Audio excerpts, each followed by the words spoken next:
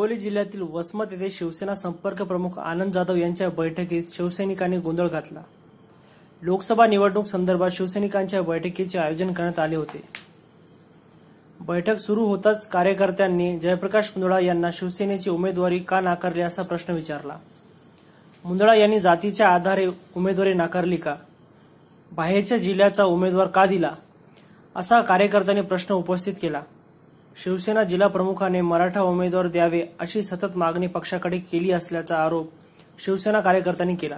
लोकसभाची उमेदवारी मराठा समाजाला दिली तर शिवसेना जिल्हा प्रमुख पद सुद्धा मराठा समाजाला देण्याची मागणी कार्यकर्त्यांनी केली।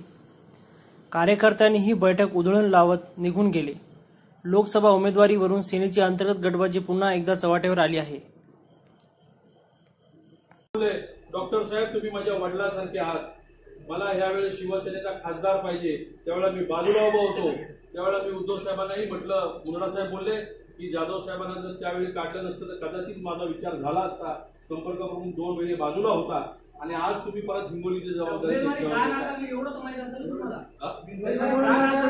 सगळं बोलतो तुम्ही काय तुम्ही नंतर बोला। युतीची मीटिंग आहे, युतीची मीटिंग संपल्यावर मध्ये मीटिंग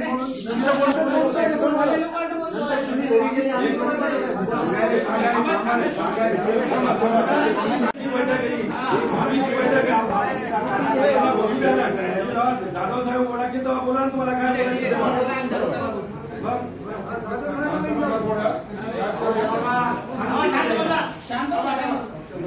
घरातलं भांडण घरात बोलायचं असतं, इथं प्रेस, इथं पत्रकार